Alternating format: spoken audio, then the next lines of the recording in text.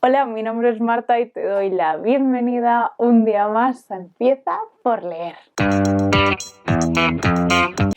En el vídeo de hoy quiero recomendaros 11 joyas, 11 libros que fueron pues mis mejores lecturas del 2021. Sí, has escuchado bien, 2021. Chica, aquí cada una a su ritmo y el mío viene siendo lento. A ver, yo subí las mejores lecturas del 2020 en abril de 2021. Entonces, si tenemos en cuenta que el 2022 a mí se me ha complicado un poco, pues chica, es normal que aparezca hoy. Pero bueno, lo importante de todo esto es que son 11 libros, 10 más 1, que no quiero pues como dejar de recomendaros, o sea que os lo podéis tomar como un 10 joyitas para leer o 10 libros que te recomiendo que leas o cualquier título así, gustosillo y que llama la atención, ¿no? Pero que en cualquier caso son 10 libros con los que yo he disfrutado enormemente, 10 más 1, ahora os cuento lo del más 1, y que no quiero dejar que este vídeo no esté aquí. Quiero recomendaros, quiero que leáis estos libros si os apetece, si os llama, si pensáis que tenéis cierto tipo de afinidad con lo que yo vaya comentando sobre ellos.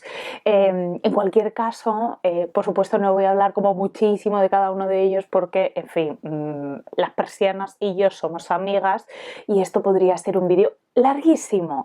Entonces, pues os daré un poco impresiones, un poco pinceladas sobre el argumento y demás, y pienso que será suficiente para que tengáis un feeling sobre si os puede interesar o no. Y en el caso de que os interese, por favor, decídmelo porque me hace mucha ilusión cuando me decís que os llama la atención algunos libros que os recomiendo. Así que bueno, he conseguido seleccionar 10 libros como mejores lecturas del 2021 de los 54 libros que leí durante el 2021, que fue el año que más leí desde que tengo registro. Creo que tengo registro desde 2016. Pues eso, que fue un año pues muy fructífero en términos de lecturas porque además leí unos cuantos tochos y eso quiere decir que le dediqué pues bastante tiempo a la lectura, evidentemente. Entonces he hecho una selección de 10, pero hay un libro que me da la impresión de que es difícilmente comparable con los demás y por eso lo voy a dejar como un libro que está en este vídeo, pero que está pues en otra categoría, ¿vale? 10 más 1. Ese más 1 no es otro más que el tochal, más tochal que he leído, que es Los Miserables de Víctor Hugo barra El Chapas. Así os lo digo. Pienso que es una novela que no se puede comparar a todas las demás que os voy a recomendar en este vídeo. Va a haber también algún libro de no ficción, principalmente porque pretende ser una novela total, ¿no? Una novela que no sea solo una novela, sino que sea también un tratado pues, de historia, de filosofía, de sociología, de educación incluso, y que lleva a Víctor Hugo a hacer este libro pues, monumental, ¿no? Es un libro, aparte de muy largo, muy denso en muchos casos y también interesante en otros, también hay que decirlo, ¿vale? Que es verdad que en muchas ocasiones pues, tiene cierta huida de lo que viene siendo la trama en cuestión, pero yo encontré bastante interesantes algunas de ellas, otras no. Por ejemplo, Las alcantarillas. Si lo habéis leído, pues sabréis a qué me refiero.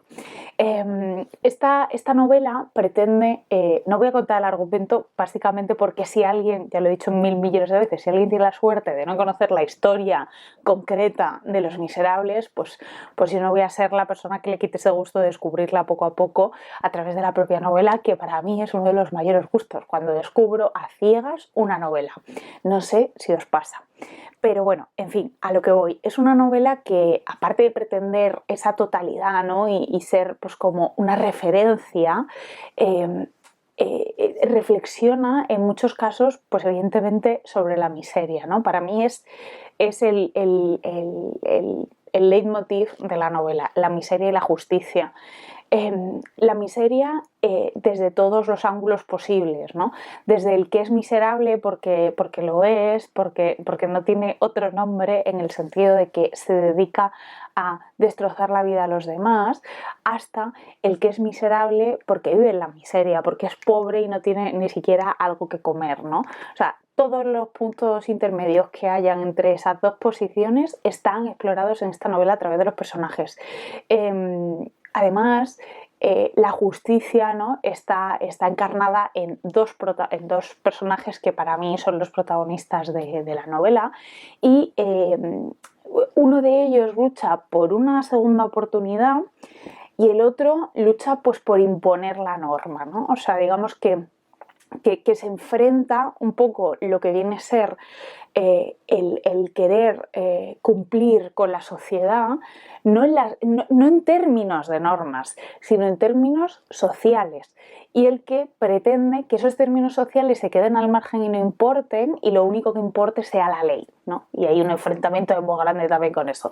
Y ya no cuento más sobre Los Miserables. ¿Que por qué está aquí? Pues porque es un hito, primero como lectora, haber leído este libro. Además lo leí con una compañía estupenda y maravillosa, con la que me reí mucho. Compartí también esos momentos de paroncillo, que los hay, por supuesto, al leer un libro tan largo, y está aquí, pues yo creo que por ese hito, ¿no?, para mí, como lectora, que siempre me siento muy intimidada por los clásicos, y luego pues siempre que me he puesto manos a la obra pues no he tenido grandísimas dificultades, entendedme, pero digamos que esos prejuicios míos de esto va a ser complejo, no vas a poder, tal y cual, todavía no se han cumplido. O sea, que es que tengo unos prejuicios un poco absurdos. Y yo misma me lo estoy diciendo aquí en este vídeo. Pero digamos que para mí es un hito, pero a nivel personal. No significa que todos tengamos que leer Los Miserables, ni muchísimo menos. Es más, hay que leer Los Miserables única y exclusivamente si te apetece y si lo ves pues como un proyecto, yo creo. Y dicho esto, pues este es el +1 que yo tenía planteado. Ahora los demás son 10. Os cuento un poquito sobre el tema del orden. Yo me he vuelto loca, he cambiado esta lista, pues no sé, igual 25 veces, pero hay una cosa muy importante que tiene el hecho de que yo esté haciendo este vídeo en febrero de 2023 y no en diciembre de 2021. A ver si no me bailan los números. Ese punto importante es como el estar fría ya respecto a esos libros, ¿no? O sea, digamos que cuando yo termino un libro, en muchas ocasiones tengo como el hype por las nubes, ¿no? Estoy súper emocionada, me ha gustado mucho en ese momento, y digamos que tengo la historia grabada a fuego en mi cabeza. La historia, las sensaciones, las cosas buenas. Pero cuando pasa el tiempo es como que la historia se asienta, ¿no? Y ves lo que verdaderamente era importante de la historia. O a mí al menos, o sea, yo noto mucho ese proceso de tiempo en mi valoración con respecto a las lecturas. Entonces, aunque he cambiado de orden la lista lleva siendo la misma desde que la hice el verano pasado. O sea, el verano de 2022 yo hice esta lista, y desde entonces he vuelto a ella muchas ocasiones, porque he querido grabar este vídeo en muchas ocasiones, pero no me he sentido de ánimo preparada para grabar este vídeo sin Kira, así os lo digo, pero ahora ya sí, afortunadamente me siento preparada, estoy aquí y estoy en ello. Entonces, deciros que como siempre aquí no hay ni guión ni nada, y os voy a ir contando mis impresiones sobre estos libros con el tiempo pasado, que en muchos casos es prácticamente 2 años. Entonces, de la lista, los 3 primeros sí que considero que me han gustado mucho más que los demás, y ese criterio de pasa no pasa con respecto a, para que esté en el 3, en el top 3, es si yo releería ese libro, ¿vale? El resto está aquí. Yo soy súper selectiva con las relecturas, de hecho llevo como 3 o 4 años sin hacer ninguna, con lo cual pues el resto me ha gustado mucho, tiene cosas muy importantes para mí, pero no los volvería a leer, ¿vale? Entonces pues voy del 10 al 1, ¿no? Y así. Entonces, el primero que quería incluir en esta lista, en el puesto número 10, lo he colocado, es a Stefan Zweig. A ver, Stefan Zweig es un autor que me gusta mucho en su faceta como biógrafo. Tampoco he leído tantas biografías de él, solamente 2. No sé si son suficientes como para afirmar esto, ¿no? Entonces, en 2021 leí María Estuardo, la biografía de Stefan Zweig, de esta reina, que es súper conocida únicamente por su muerte y no tanto por su vida, y lo hace pues de una forma que tiene bastantes ecos a María Antonieta, aunque para mí María Antonieta es mucho mejor, sí que es un libro que releería.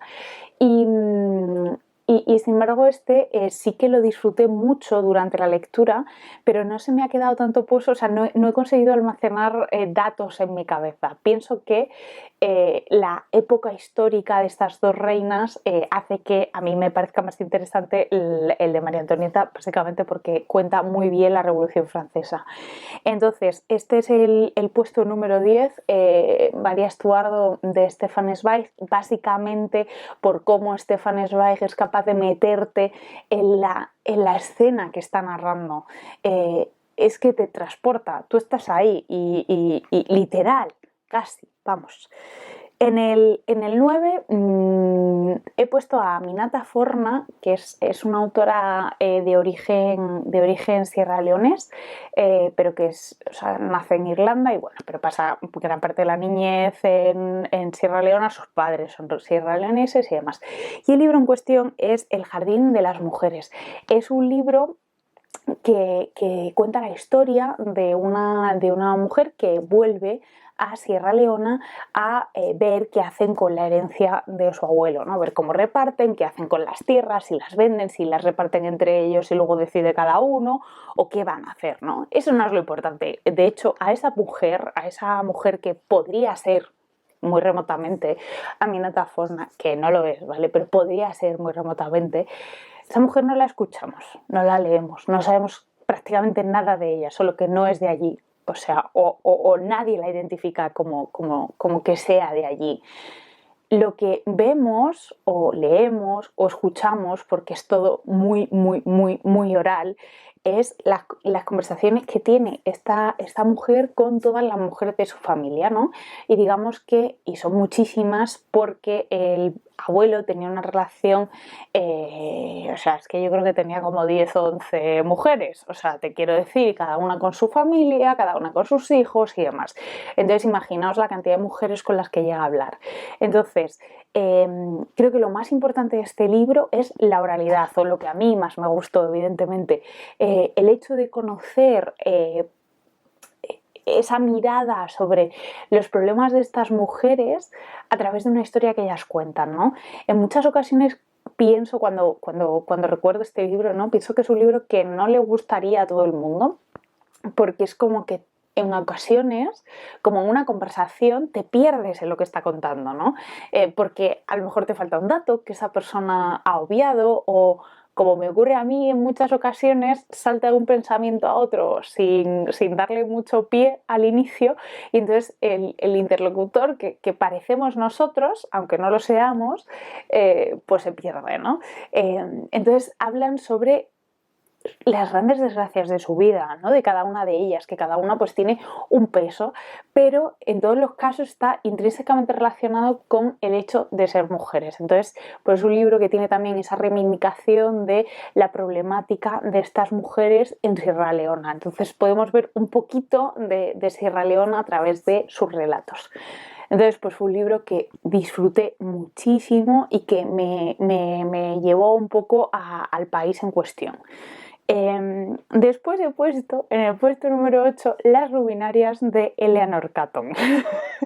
Me río porque es que yo cuando terminé este libro no pensaba yo que fuese a estar en este ranking, en este top, en un libro que destacaría especialmente del 2021, y es que al final, con el tiempo, es un libro que me ha dejado mucho pozo y también como que es un libro al que le tengo mucho cariño. De nuevo, al igual que con el anterior, pues no es un libro que recomienda a todo el mundo, porque uno, es bastante largo, dos, es bastante complejo de seguir, y tres, a la otra es que se le va la olla. O sea, es que se le va la olla.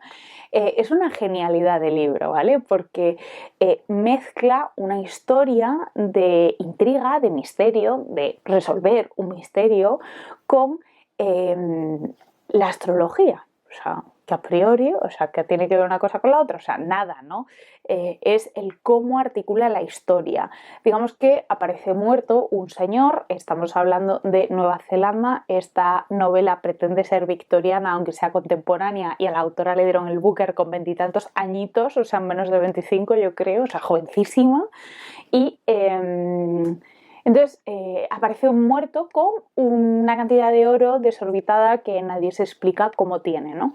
Entonces se trata de saber de dónde ha salido ese oro, por qué está ahí, quién se lo va a llevar, ¿no? Porque hay un muerto, por tanto hay herencia y entonces pues aparece su mujer que no estaba con él, en fin, mil cosas, ¿no? Y digamos que representa a cada colectivo o a cada grupo social neozelandés de la época a través de un personaje. Pero es que este personaje a su vez representa un símbolo astral y un símbolo del horóscopo. Y cuando se juntan es la carta astral del capítulo que estás leyendo. O sea, es que es una movida, es una movida.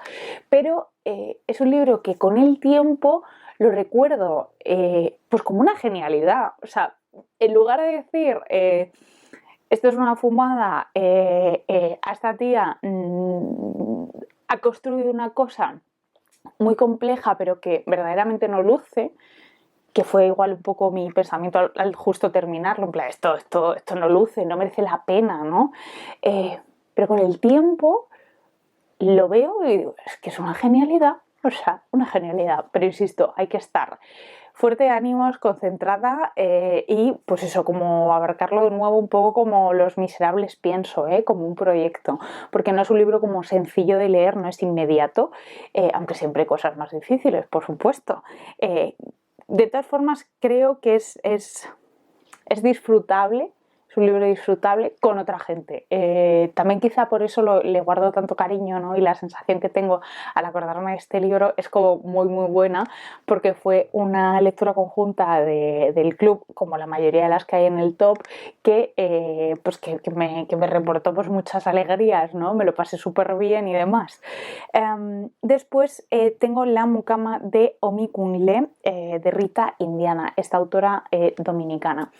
Este libro lo leí al final del año y lo leí prácticamente no de una sentada, ¿vale? Pero de 2 sentadas. Me atrapó muchísimo. Es un libro que es muy, muy interpretable también, muy raro también, y que también, como Las luminarias, me parece una genialidad.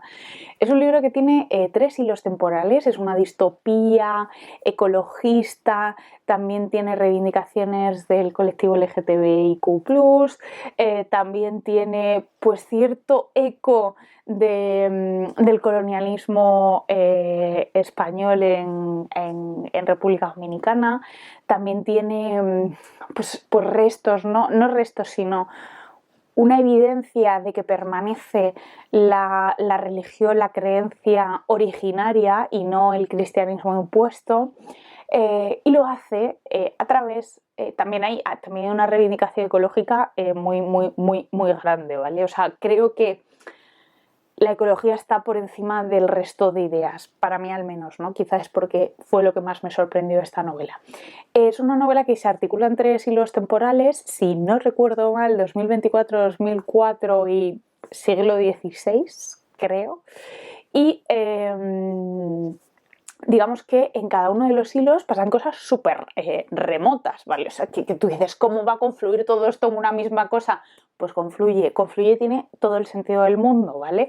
Entonces, en el hilo temporal del 2024 ha habido un colapso en los ríos del Caribe, o sea, en los mares del Caribe, ¿no? El arrecife se ha ido al traste, todo está mal a nivel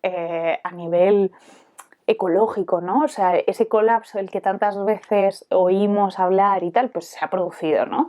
Y digamos que desde los otros hilos temporales quizá haya algo que se pueda hacer, ¿no? Es este grito a tu tú del pasado, ¿no? El decirle, oye, que a lo mejor si tú no haces esto ahora, nos podemos salvar en un futuro, ¿no? Entonces, bueno, también hay como ecos de la dictadura de Trujillo. O sea, es un libro maravilloso, porque además es como que cada hilo temporal va acompañado de un tipo de escritura y además parece que en uno de los hilos hay ciencia ficción y en otro de los hilos yo lo que veo es realismo mágico. O sea, entonces es como que todo se articula de una manera perfecta. O sea, porque todas estas cosas que yo estoy diciendo ahora, dices, madre mía, vaya batiburrillo de ideas, de cosas, todo está donde tiene que estar. Creo que es lo mejor de la novela, el cómo al final todo confluye y todo tiene sentido. Muchas veces a mí se me queda un poco la sensación con las distopías de que es simplemente el ver el mal y ya. Esta va un poquito más allá de simplemente el ver el mal, ¿no? Un libro que fue una verdadera sorpresa para mí, tenía cero expectativas y fue verdaderamente muy grata lectura. Pasamos al que he puesto en la posición número 6. Sí, 6. La bastarda de Estambul de Elif Shafak. He hablado mogollón ya de este libro muchísimas veces. Es un libro en el que todas las protagonistas son mujeres. Hay, creo, solo un hombre. Y digamos que es un conjunto de voces, pues eso, femeninas, arraigadas a nivel familiar, que nos hablan de los orígenes de las familias, ¿no? O sea, un poco... creo que es un libro sobre familia, La bastarda de Estambul. Habla también sobre el genocidio armenio, también nos traslada a la ciudad de Estambul en bastantes ocasiones y hay pues cierta reivindicación a la memoria histórica, ¿no? De alguna manera a través de ese genocidio armenio del que casi nadie habla en ningún momento. Y es una novela que para mí lo mejor, sin ninguna duda, es cómo está escrita. No ya tanto la historia, o sea, para mí suele ser casi más importante siempre cómo está escrito que lo que me cuentas. Me pasaba un poco con La mucama de Omi Kung Len. Lo que me cuentas es brutal, pero es que está mejor escrito aún, ¿vale? Entonces aquí pasa que está, bajo mi punto de vista, muy bien escrito. Es lo que a mí me gusta. Una narración fluida, una narración que te mete de lleno en lo que te quiere contar y que a la vez es poética y sobre todo muy evocadora de sensaciones. Además tiene pues cierto juego con los títulos del libro y la comida y los olores están tremendamente presentes, ¿no? Entonces digamos que llega pues una chavalilla de Estados Unidos a Turquía y es un poco a Estambul y es un poco ver a esta familia de mujeres a través de los ojos de ella. Normalmente me suele gustar cuando viene alguien externo y nos cuenta la historia de otra persona, ¿no? De otra familia, de otro lugar. Es un punto de vista en la narración en la que me siento identificada más fácilmente y es algo que suele gustarme. Entonces, pues bueno, aquí lo que yo más destacaría o lo que más me gustó, sin duda, los sabores y olores que es que parecía que los tenía en la realidad, ¿vale? Pasamos a la mitad de la lista, a Trilogía de Mozambique de Miyakoto. También lo leímos en el club, como no podía ser de otra manera, igual que La bastarda, en fin. Este libro son 3 novelas juntas, la edición de Alfaguara que tenemos traducida a español y, de nuevo, lo que más me gustó de esta novela es cómo está escrita. ¿Por qué? Porque aunque pueda parecer realismo mágico, y de hecho muchas veces a Miyakoto, que le cambio el apellido, yo sé que no se llama Koto, que se llama al revés, mira, no sé, pero para mí es Miyakoto, es Kouto, ¿no? Bueno, para mí es así, yo lo siento, no puedo cambiarlo ya a estas alturas. El caso es que muchas veces se le pregunta por sus influencias, ¿no? Y le preguntan si su influencia es el realismo mágico. Y es como, mira, no, mi influencia son las leyendas de mi gente, de aquí. A ver si qué pasa, que no podemos tener leyendas aquí en Mozambique y que resuenen a algo mágico, ¿no? Pues esas son sus influencias. Las propias creencias de su pueblo, ya está, si es que tampoco hay que darle muchísimas más vueltas, ¿no? Entonces, eso es lo que más me gustó de este libro, en la forma tan poética y tan, pues de nuevo, generando imágenes muy fácilmente en la cabeza y como con mucha sensibilidad. Nos cuenta pues esas costumbres o esas creencias que para nosotros pues pueden tener ese toque de mágico y que para él son algo normal. Y entonces esta trilogía, es un señor tocho, se articula en torno a dos personajes principales. Uno de ellos está enviado por Portugal porque esta historia se sitúa cuando Mozambique es una colonia portuguesa. Aprovecha también para hablarnos del colonialismo, de la imposición de la lengua, de la imposición de la religión, temas que son bastante interesantes encontrar en la novela. Y entonces se articula pues a través de un portugués que está allí destinado, un poco tampoco porque a él le apetezca mucho, y una chiquita que es de una tribu, de un pueblo que sabe hablar portugués a través de pues un cura que le ha enseñado portugués, ¿no? Y entonces hace un poco de intérprete de este hombre y ahí surgen cosas, surgen cosas. A ver. Y digamos que son el motor de la historia, pero no es lo que Miyakoto nos quiere contar. Bajo mi punto de vista, quiere contarnos pues esta lucha de poder, esta lucha entre tribus, hablarnos de violencia al final, y ya no solo desde el que invade un país, sino desde el que quiere resistirse a esa invasión, ¿no? Entonces, pues un libro largo para el que también hay que estar mentalizadas, y si leéis los primeros capítulos yo creo que podéis saber si os va a gustar o no. Y también os diré que como es una trilogía, no los 3 libros están escritos pues como el primero, como esas primeras páginas que a lo mejor podéis leer. Pasamos al número 4, nos acercamos al podio. En el 4 puesto siempre han hablado por nosotras de Nayat El Hashmi, porque me voló la cabeza este ensayo. Ya os decía que iba a haber un poquito de todo. Es un ensayo sobre feminismo islámico que te da 5 collejas y te dice: donde tú te creías respetuosa con las tradiciones de los demás, estás haciendo precisamente lo que esa gente quiere que tú hagas. Os lo recomiendo un montón, sobre todo porque no es alguien externo que esté hablando sobre esto. Es alguien que lo vive. O sea, la autora cuenta todas las anécdotas de su vida en la que le han pasado cosas de las que habla a nivel ensayístico, ¿no? A nivel de discurso. Entonces creo que es corto, va al grano y sobre todo te hace cuestionarte muchos de tus pensamientos, o a mí al menos me ha pasado, ¿no? En torno a qué es respeto y qué es no condenar una acción, una cultura machista. O sea, el cuestionarte, ¿no? Y entonces creo que es el típico libro que, siendo muy corto, te deja mucho pozo. Totalmente recomendable, pero totalmente recomendable. Y... uy, se me ha ido la lista, no me puedo creer. Aquí.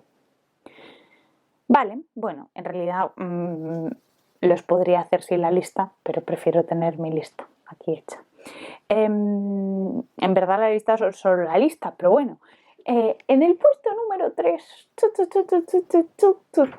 podium, está El infierno de los gemelos rojos de Denise Fonson. El subtítulo es algo así como testimonio, a ver, que creo que lo he apuntado, testimonio de una superviviente.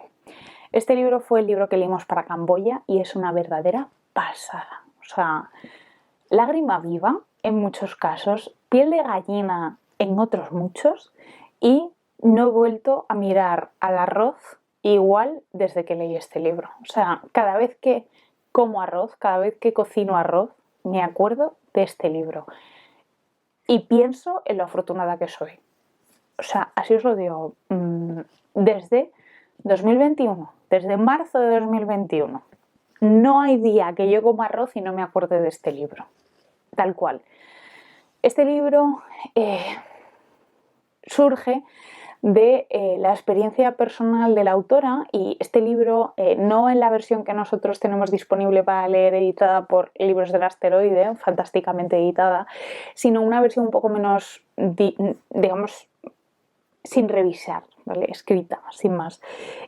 Fue una prueba de cargo que se utilizó en los juicios vietnamitas a el organismo, bueno, a los Khmeres Rojos, ¿vale? A la entidad completa. Una vez que que entraron en Camboya y liberaron Camboya de este régimen totalitario basado en la agricultura. Entonces, digamos que ella, como saber, es que claro, es que esto hay muchas cosas que contar. Leed este libro, leedlo. Pero digamos que Denise Alfonson tiene una situación privilegiada digamos, sabe leer, escribir, trabaja en la embajada francesa, es de origen francés, con el tema del protectorado francés en Camboya, y todos sus compañeros se marchan cuando empiezan a olerse la tostada de lo que va a pasar, ¿vale? Ella, sin embargo, no, ella se queda. Y digamos que cuando los vietnamitas entran, queda poca gente que sepa leer y escribir, que haya sobrevivido a la gran masacre que hubo en los campos de trabajo de los Khmeres Rojos. O sea, muy pocos. Entonces se le pide a ella, porque pues sabe escribir, sabe narrar una historia por escrito, se le pide que escriba su experiencia y sale este libro, ¿vale? Entonces tienen lugar los juicios por parte de los vietnamitas y ella se va porque no puede seguir viviendo ahí, si es que le han quitado todo, y se va a Francia y pues pasa el resto de su vida en Francia y en un momento dado llega un señor a la universidad y le dice, no, si es que eso no pasó, yo estuve en Camboya durante ese tiempo y eso no pasó. Y es como, ¿cómo que eso no pasó? ¿Qué me estás contando, no? Y entonces dice, este libro tiene que ver la luz, no se puede quedar en un simple pues, fichero de una prueba para un juicio. Esto tiene que ver la luz y la gente lo tiene que leer y tiene que saber lo que pasó y no pensar que es una invención. Entonces surge este libro, que es abrumador, desgarrador, porque es muy directa. Ella no habla de sentimientos, ella habla de hechos y es muy fría en la narración, y aun con todo, o sea, aun siendo fría y no siendo, o sea, y no recordando lo que le ocurrió con melancolía en el sentido de lo que perdió, del drama humano que supuso, sino contarlo de una forma neutra. Si aun contándolo así tú lloras, vamos, yo lloré a lágrima viva, os digo, o sea, con un par de episodios, o sea, pues no me quiero imaginar si esto se cuenta con esa intención de mostrar emociones, porque aquí toda emoción está reprimida.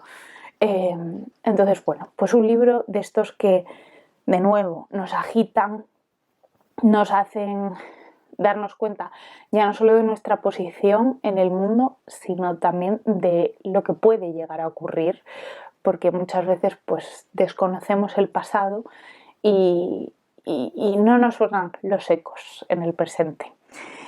En fin, muy recomendable, muy duro de leer, también os lo digo y os lo advierto, pero vamos, joyita. Y luego en el puesto número 2 he puesto, para sorpresa de nadie, Nuestra parte de noche de Mariana Enríquez. Un libro que también leímos en lectura conjunta en Empieza por leer Club Literario, en este caso para el país de Argentina, por supuesto, y que fue un gran viaje. Además tuvimos el privilegio de tener compañeras argentinas que nos fueron remarcando los casos en los que Mariana Enríquez hacía referencias a la dictadura argentina e incluso al folclore argentino, incluso a zonas de la ciudad de Buenos Aires y de otras ciudades. Quizá para un lector que no está tan familiarizado con todo esto, hay ciertas referencias que pasan desapercibidas, pero fue tan maravilloso, tan maravilloso, que alguien nos dijese esto es, ¿no? Entonces, bueno, creo que se ha hablado muchísimo de este libro por aquí, tantísimo que es que dudo que quede alguien sin saber de qué va este libro. Bueno, esta historia entre padre e hijo, que pegan un viaje y recorren Argentina en coche y ta. Es una historia de poder, de violencia, de abuso, de cómo ¿no? Todo se articula en torno al poder. Absolutamente todo se articula a través del poder. Y la violencia es una de las herramientas del poder, ¿no? Entonces, está esto, ¿no? De que esto es una novela de miedo, que es una novela de terror, del terror del cotidiano, está esto, ¿no? Resonando en muchos sitios. Pero, o sea, es que se me está poniendo la piel de gallina, os lo juro. Lo que más miedo da de este libro, y que es una cosa que a mí me sorprende mucho que el final tenga, o sea, que me voy a poner a llorar, me sorprende mucho que el final tenga tantas críticas negativas. El final es el libro. O sea, todo es eso. O sea, para mí está clarísimo. Pero bueno, a lo que voy es que lo que da miedo de verdad son las cosas que ya han pasado, no las que tu imaginación es capaz de construir en torno a algo místico o a algo que no haya pasado. Lo que da miedo de verdad, en prácticamente todas las ocasiones, ya ha pasado. Eso es lo que cuenta Mariana Enríquez en este libro sobre los desaparecidos. Es lo que cuenta Denis Aforson en El infierno de los gemelos rojos. Eso es lo que da miedo, no un bicho. Y tras esto, que en fin, es que voy a llorar, voy a hablaros del libro que está en el top 1. Para sorpresa de nuevo de casi nadie, es Léxico familiar de Natalia Ginzburg. Este libro estoy segura de que en algún momento lo releeré. O sea, hay partes que ya he releído en varias ocasiones, igual que hay partes de Nuestra parte de noche que ya he releído en varias ocasiones, pero quizá tengo más ganas de releer Léxico familiar que de releer Nuestra parte de noche, porque quizá también es más corto, con lo cual es más asequible. Bueno, Léxico familiar y Natalia Ginzburg. Este libro Natalia Ginzburg lo publica como una mezcla de muchas cosas, ¿vale? Es un poco, creo pionera en esto, ¿vale? Nos pide a los lectores que lo leamos como si fuese una novela, ¿no? Sin esperar tampoco grandes cosas, sino una novela. Pero a la vez es una autobiografía, pero es una autobiografía que no está narrada desde el yo, sino desde los ojos de los demás, el prisma de los demás, ¿no? Natalia Ginzburg no aparece en el libro, no hay ni una sola expresión hablando de ella misma, de yo me sentí así o yo lo vi así, o en ningún momento aparece el yo. Entonces es un libro en el que tú conoces a Natalia Ginzburg, porque esto es una autobiografía, a través de las cosas que le suceden y cómo reaccionan los demás a lo que sucede. Y no tanto con cómo reacciona ella o cómo lo ve ella o demás, ¿no? Entonces es un poco una crónica, es una autobiografía, es una autoficción, es una novela, o sea, es todo eso, ¿no? Y entonces Natalia Ginzburg nos cuenta la historia de ella, de su familia, también por extensión, ¿no? Porque en este libro se defiende mucho la idea de que nosotros en el mundo somos el grupo social al que consideramos familia, ¿no? Que es una perogrullada, pero es que es así, ¿no?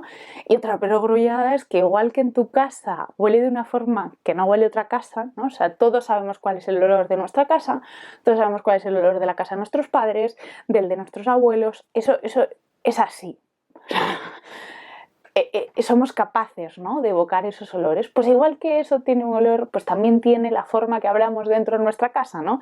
Y es un poco lo que da título a esta novela, a esta autobiografía, Léxico familiar, que está narrada, se sitúa en la Italia de Mussolini. Su familia era una familia de clase media, antifascista. Su padre era biólogo, bastante bien considerado en el mundo científico y académico. De hecho, hay gente que pasa por su casa que tú dices, pero ¿y este señor qué hace aquí? O sea, de repente aparecen unas personas ahí que tú dices, pues fíjate, se relacionaban con esta gente. Y el padre es divertidísimo, o sea, es machista. O sea, hay situaciones machistas, hay situaciones en las que pues seguramente no trata bien a sus hijos, ¿no? Pero hay una cosilla así de que a mí me da penica ese señor y es tan gracioso con los comentarios. Llama patanes a sus hijos todo el tiempo, por favor. Que vale, que igual yo no querría un padre así para mí, ¿vale? Pero que quiero decir que en o sea, la forma de contar las cosas que suceden es maravillosa. También el léxico familiar viene un poco a que yo creo que Natalia Ginzburg le da mucha importancia al lenguaje. Cada palabra está elegida para lo que está elegida.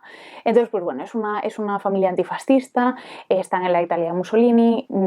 Hay momentos en los que ahí empieza a desaparecer gente y tú dices, ¿pero cómo no está esta mujer afectada?